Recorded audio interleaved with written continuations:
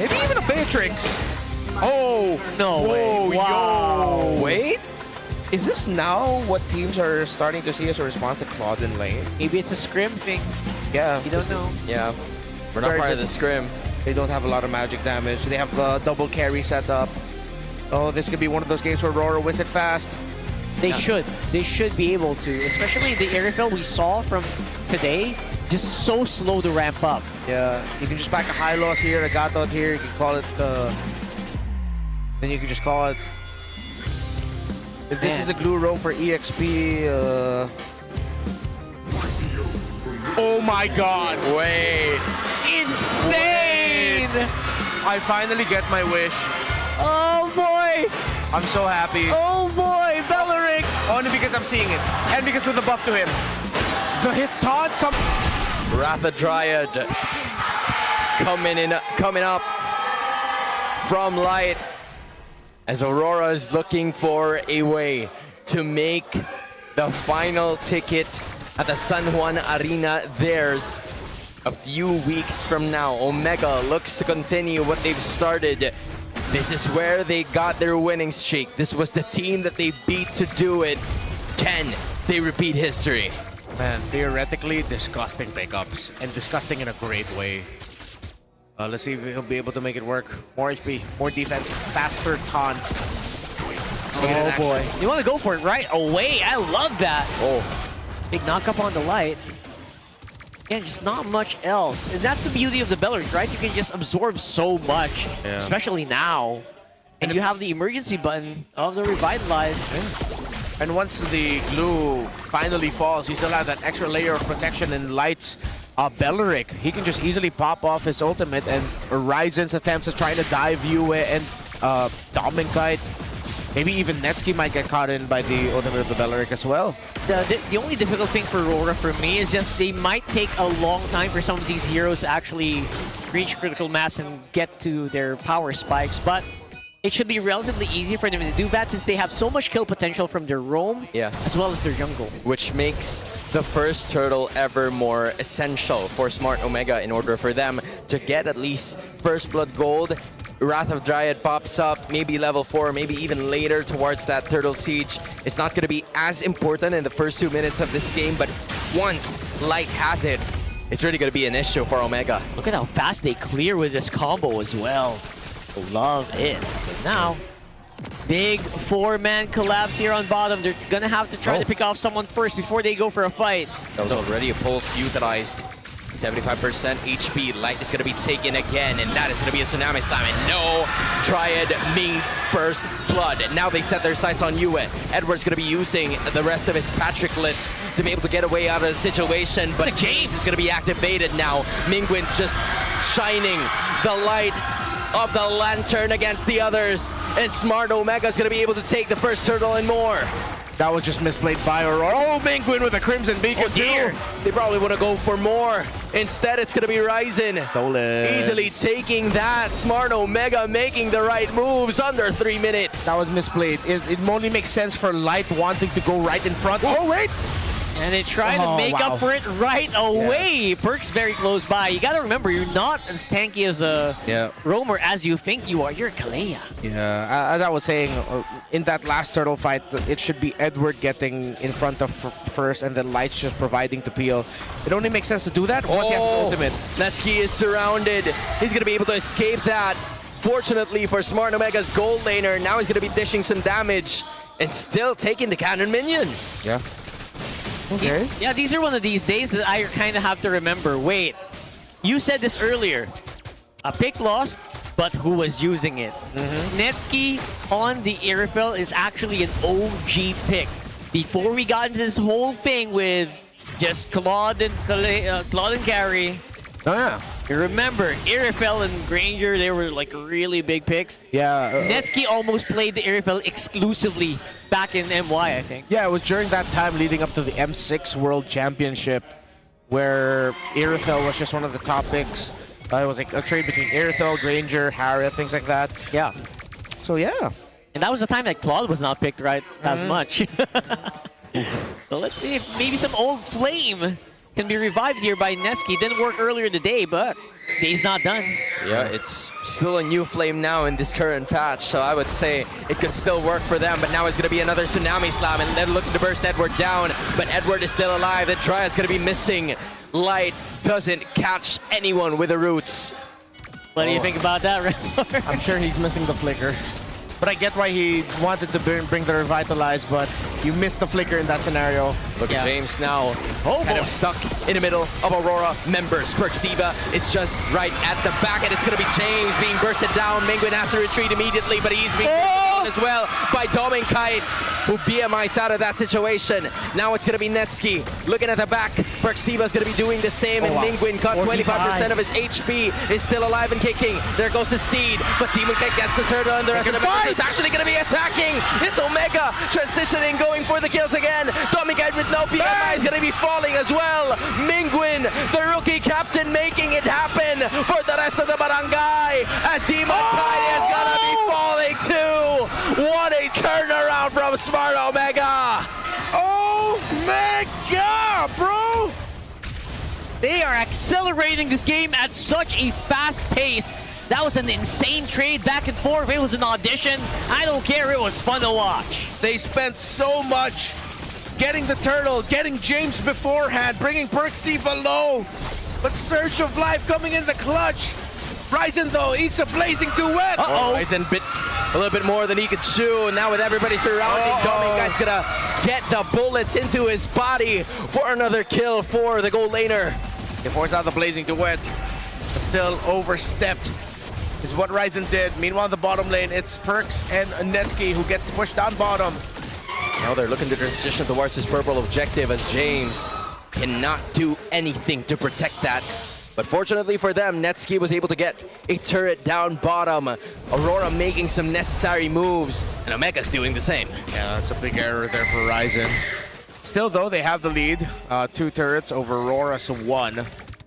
The last time he was played, yeah, Season 14, Week 8 RSG, Chaknu. Remember that? That's Not when we had that as- little couch set up. Oh, Yeah, right. back when, in Green Sun. when a standee fell on me. I missed that couch. I don't. I kind of don't as I well. was parked there for an entire season, man. Same. Did not Yeah, we miss that were. couch at all.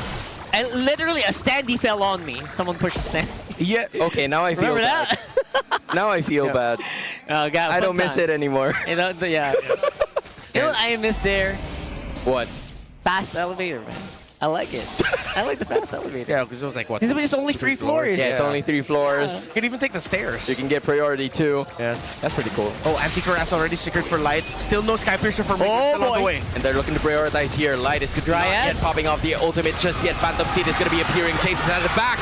And it's actually going to be one hero from Omega falling. But they're still fighting. Rise is going to be catched in the middle of it all. James falls down as well. Now it's Aurora fighting back. Perxiva's being chased by Demon Kite. But to no avail. He still was able to escape. Sasuke was able to get another turtle in the favor of Aurora Gaming. Wrath of Dryad, perfect from Light. It was all about timing in that last one. Light really held on until the very last second when the retribution was needed. Yep. And he pulled it off in the perfect instant. Game finally slows down just a little bit. It swings towards Aurora's Oh, look at this. favor. They catch him. Dude, this is kind of a that's dangerous so bad. scenario because Dominkite has so much damage already. He's free. You're going to be able to escape the traction pulse, but now the Crimson Beacon enters. James, nowhere to be found just yet, but in the middle of all of that happening, there's Demon Kite slowly trimming the base down for Omega. If Edward didn't hold on to his grab and decided to play it, Omega would have won that fight. But since they knew the Belleric was there, the glue was there, and still had the ultimate, it was way too risky to take, opening it up. It's now Rora's turn to go for 4-1 splits across the map, playing the macro, as Omega, with their lineup, cannot afford to send one to clear lane. They either have to go for 3-2 splits, or just go together as 5. That's true. 4-1 is just not an option here, just because you will get overwhelmed if you get picked off. One bad Dark Wave, one bad Tsunami Slam, and that's gone. Netsky is still a pretty decent threat. 2 over 3 right now on the Irifel. Yeah, if you're going to be playing the one, it's just for minion wave flow. It's you clear one, you get out, But Demon Kite sees Ryzen. 1v1? 1v1? Oh. No, that's not gonna happen. Especially not 5 seconds before the Lord. Ryzen is kind of forced to pull off a Fanny cosplay with a Slayer Mord. Yeah. Because that is kind of the nature of what they do. It's just that it's not the heroes that you do it with. Yeah, you got fast move speed, but just not the not cable fast. Yeah, Omega lives or dies by the fight here. And they finally get the Sky Piercer and Mingwin. Whoever wins this Lord should take a massive lead. Whether it's Omega, whether it's Aurora. It's only the first one, but this will be decisive. The bottom lane minion wave for Aurora looks good for them. While Omega have 3 lanes to try and deal with as they haven't broken the tower up top just yet.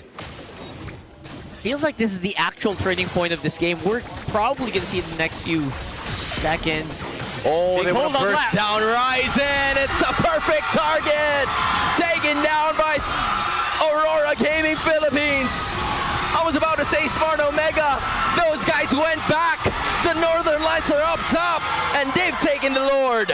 Clean initiation, and the Northern Lights are starting to feel it. A few moments away from potentially securing playoffs, but they have to secure the map first, which they will. Minions are going to be coming out towards their side in their favor. That was just such a massive catch onto Ryzen, the perfect guy you want to find, and they just randomly bump into him like he's bumping into him in a mall. I don't know how that happens so easily here. Not to mention, Light is on that Bellery. It's not that big of a surprise. You see it coming a mile away. But you can't really do anything about it. That's the thing. Now it's Smart Omega looking to defend. Aurora with a 3.9k gold lead. They might add to it even more with turrets going down one by one.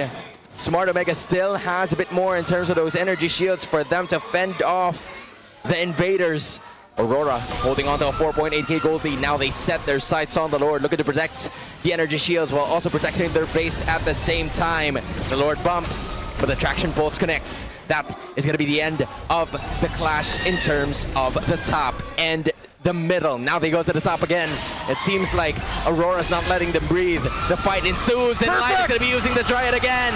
Now they fight under the turret, and it's going to be Light going down, but a lot more from Omega goes down with them as well. Look at Netsky trying to fend them all off. It's 3 going down for the side of Aurora. It's still going. Netsky doesn't have a big defensive item yet. If he only had something like a Wind of Nature, he might have been able to commit a chase onto Demon Kite. But he's only up to 3. He has Berserker's Fury, Haas Claws, and the Malefic Gun. He still can't get the Wind of Nature. He needs just a little bit more damage. Yo, knowing Netsky, he would have just trampled all over them in that moment. If only he had that Wind of Nature. Imagine just like one item making such a big difference in that fight. Dude, and that's the thing. That's Netsky too. You would realize that you're right, but even he had the trigger discipline to like, you know what, I'm gonna back away. It's not my place to just dish out the damage because I don't have the defensive items to go ahead and tank it all to myself. So it's just dangerous waters that he's treading here. That's right, and you can't even say that, you know, a late game game is going to be able to give Netsky the advantage. No, you've got 2 marksmen on Aurora. They're going to hit twice as hard. They're going to get so much DPS. So honestly, at 20 minutes, you might be at a disadvantage here if you're Omega. Already up to a Malefic Roar for Demon Kite. So the damage is going to get even harder for the front line to hold. James is only up to a Blade Armor, Radiant Armor, and a Dreadnought. While for Perk Ziva, it's Radiant and Chastise. It's going to be a long hill and long road for Omega to climb. Oh, they're wrapping around. Look at this, they want to go at it, but it's an immediate burst down from James. Now they're transitioning on actually bursting down Yue, but it's not going to be enough damage as Perxiva falls as well. What seemed to be a start for Smart Omega. The conceal was a major blunder, and Aurora is not even going to chase them back. They're just looking for the Lord, and they're immediately bursting it down in the name of the Northern Lights. That is going to be such a big thing you're going to review later on. That insert, that pincer maneuver did not work out as intended, despite being them on the position they wanted it to be. Beleric. Belleric is just the answer. It was Omega. It was a Chakno-led Omega that picked Belleric the last time, 3 seasons ago. And now just when we thought Aurora wouldn't make it to the playoffs, this is the closest they have looked. Yep. You cannot say it's theirs just yet, but with a 7,000 gold lead, with 6 towers over 3, it's as close as you can get. Will Omega pull off another big surprise and a major heartbreak once again to Aurora, or will Aurora finally secure the playoff slot? No matter how many more criticisms they've got, the critics are now looking. They're ready to type on whatever Aurora's result is going to be like. But for the Northern Lights, it's all support.